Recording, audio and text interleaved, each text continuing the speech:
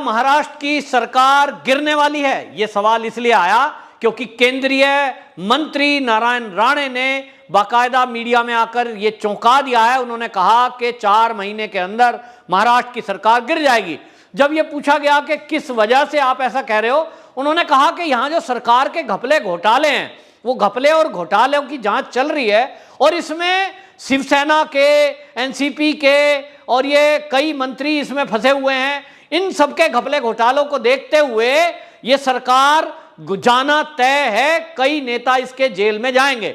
वहीं भारतीय जनता पार्टी के नेता किरीट सोमैया ने भी इस मामले में यह बयान दिया कि जिस तरह से घपले घोटाले हैं, उन्होंने बाकायदा एक पूरी लिस्ट अपने ट्विटर हैंडल से ट्वीट की और उन्होंने कहा कि ईडी के शिकंजे में जो नेता यहां फंसे हुए हैं वो हैं अर्जुन खोटकर, वो शुगर फैक्ट्री के घोटाले में है, भावना गवली 100 करोड़ के घपले में उनकी जांच चल रही है, आनंद सिटी बैंक घोटाले में उनकी जांच चल रही है, प्रताप सरनाइक, उनके ऊपर 78 करोड़ रुपए का भूमि घोटाले का मामला है जिसकी ईडी जांच कर रही है। वहीं संजय राउत का भी एक मामला फंसा हुआ है, अनिल परब का एक मामला फंसा हुआ है जो कि परिवहन मंत्री हैं, और इसी तरह अनिल देशमुख जो कि अभी ईडी की गिरफ्त में है 100 करोड़ वसूली के मामले में। वहीं आपको बताएं अजीत पवार जो उप मुख्यमंत्री हैं, उनकी भी करोड़ों रुपए की संपत्ति यानी 1400 करोड़ रुपए की संपत्ति जब्त की थी। इनकम टैक्स विभाग उसकी जांच कर रहा था, कहीं ना कहीं ईडी भी उनकी जांच करेगी, ऐसा मामला संज्ञान में आ रहा है।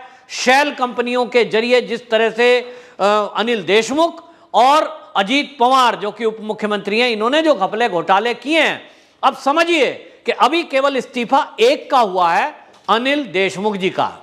अनिल परब का इस्तीफा होना बाकी है, अजीत पवार जी का इस्तीफा अभी होना बाकी है। और जिस तरह से ये 2 इस्तीफे यदि हुए, इनमें से कोई एक हो जाए, मैं बता रहा हूं, जैसे ही अजीत पवार जी का इस्तीफा लेने की नौबत आई या वो जेल गए, निश्चित रूप से जेल जाते ही ये सरकार गिरना तय है।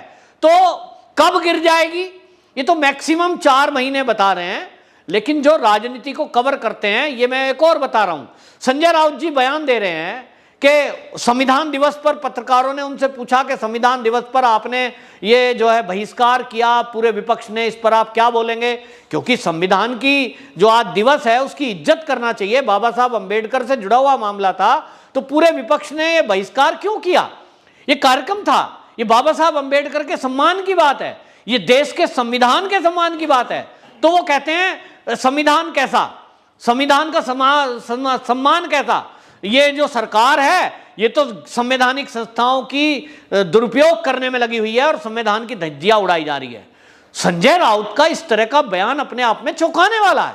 ये विपक्षी नेता जो बहिष्कार कर रहे थे इस दिवस का, कांग्रेसियों ने बाकायदा बयान दिया है, भाई आप संविधान के दायरे में शपथ लेते हैं, आप जो भी सांसद या विधायक बनते हैं वो संविधान की शपथ लेकर ही अपने पद को प्राप्त करते हैं कि मैं संविधान की रक्षा की शपथ लेता हूं। और वो कह रहे हैं कि संविधान की हमें जरूरत क्या है? संविधान दिवस पर आप पे 2 शब्द नहीं बोले गए कि आप ये कहें कि बाबा साहब अंबेडकर जी ने हमारे देश को जो संविधान दिया हम उसका मान करते हैं, सम्मान करते हैं, और संविधान से ऊपर तो उठकर कुछ है नहीं। लेकिन जिस तरह की बयानबाजी आई उससे लगता है संजय राउत जी का जो बयान आया कि ये बौखलाहट है, और बौखलाहट केंद्रीय जांच एजेंसियों से है। केंद्रीय जांच एजेंसियों का अगर दुरुपयोग केंद्र कर रहा होता तो जो लिस्ट किरीट सोमैया जी ने दी है, अभी तक ये सब के सब जेल में होते, सब के सब।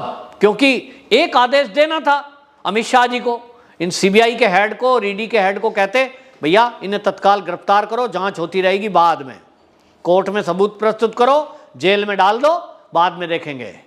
जैसे कांग्रेस करती थी कि सबूत है नहीं है, हिंदू आतंकवादी है नहीं है, साध्वी है कि डाकू है, उठाओ और जेल में डाल दो।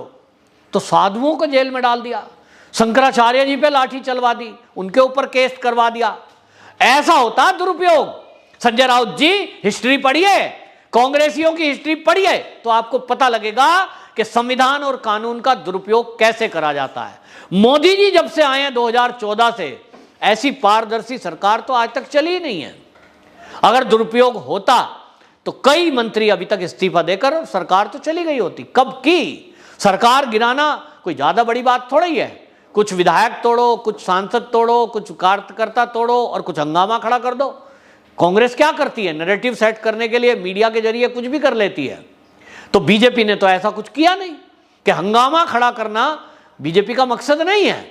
उनके लिए शासन महत्वपूर्ण नहीं है, देश आगे है। और इसलिए कोरोना काल हो या कुछ भी हो, केंद्र सरकार की योजना जो उत्तर प्रदेश के लिए लागू थी, जो मध्य प्रदेश में लागू थी, वही महाराष्ट्र में भी लागू थी। बल्कि महाराष्ट्र को ज्यादा उन्होंने मदद दी है, चाहे ऑक्सीजन का मामला हो, चाहे वैक्सीन का मामला हो।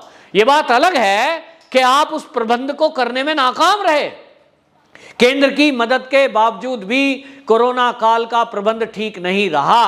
अब इस छुपाने के लिए इसको आप आरोप लगा दो केंद्र पे। तो ये जो सरकार जाने की बात है, ये वाकई में लगता है कि इसमें दम है। जो नारायण राणे कह रहे हैं उनकी इस बात में हमें ताकत लगती है। और देखिए, महाराष्ट्र सरकार की बौखलाहट है कि नारायण राणे यदि कहीं जाते हैं और कोई खुलासा करने की बात करते हैं तो ये उनको गिरफ्तार करने की बात करते हैं। महाराष्ट्र सरकार में उनको रोकने के लिए रोड़ा अटकाते हैं, पुलिस भेज देते हैं और ये भूल जाते हैं कि ये केंद्रीय मंत्री हैं। आप कैसे रोक सकते हो? किरीट सोमैया अजीत पवार की जो शुगर मिल है उसका फर्जीवाड़ा का खुलासा करने के लिए जब कहते हैं कि मैं मीडिया को लेकर वहां जाऊंगा और आपको दिखाऊंगा कि जोगेश्वरी की जो वो मिल है, जो घपलेबाजी है, वो कहां है, कैसे है। और देखिए उसके साथ क्या हुआ कि खुद ही जो सोसाइटी है उसके चेयरमैन बन गए, फिर उससे लोन ले लिया कंपनी चलाने के लिए, फिर कंपनी को घाटे में दिखा दिया और भट्टा बैठ गया उस जो कॉर्पोरेटिव बैंक है उसका। और उसके बाद पैसे हजम, खेल खत्म, लोग बर्बाद हो गए।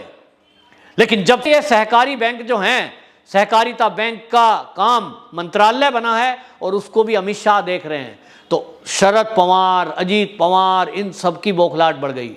शरद पवार ने बयान दिया था कि ये तो गलत हो रहा है, ये राज्य में क्यों दखल दे रहा है केंद्र। अरे भैया, बहुत सारे काम ऐसे हैं, जब कोविड बढ़ता है तब तो आप कहते हो, तब तो नहीं कहते कि राज्य के भी अपने अस्पताल हैं, हमारा भी स्वास्थ्य मंत्रालय है, हम अपने आप देखेंगे, आप क्यों मदद कर रहे हो। तब कहते हैं केंद्र मदद करे। ऑक्सीजन खत्म हो रही है, भैया क्यों ऑक्सीजन प्लांट नहीं लगा के रखे थे, क्यों केंद्र से मांग रहे थे और केंद्र ने मदद की। तब तो नहीं कहा कि राज्य में दखल अंदाजी है, चाहे ममता बनर्जी हो चाहे शरद पवार हो, तब राज्य में दखल अंदाजी नहीं दिखी। चाहे दिल्ली के केजरीवाल हो, तब राज्य के अंदर दखल अंदाजी नहीं दिखी जब ऑक्सीजन टेलीविजन पे आके प्रेस कॉन्फ्रेंस में मांग रहे थे। लेकिन जब संवैधानिक संस्थाएं, जांच एजेंसियां किसी घपले घोटाले की जांच करती हैं, इन नेताओं को तुरंत याद आता है कि ओहो, केंद्रीय जांच एजेंसियां, ये जो है हमें परेशान करने के लिए बदले की भावना से हो रहा है। जनता को मूर्ख नहीं बना सकते ये नेता, और जनता ये समझ रही है कि नेताओं के बहाने अब चलने वाले नहीं हैं।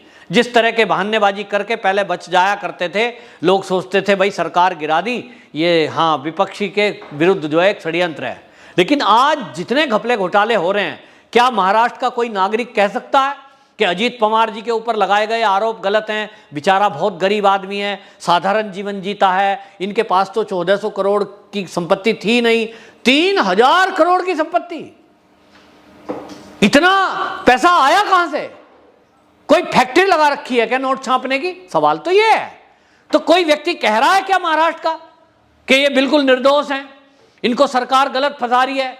क्या कोई कह सकता है कि जो अनिल देशमुख हैं वो बहुत अच्छे गृह मंत्री थे, बहुत बढ़िया व्यवस्था चलाते थे, साधारण जीवन जीने वाले हैं, और ये जो करोड़ों रुपए की संपत्ति उनकी जब्त की है ईडी ने, एक गलत है, फर्जी है।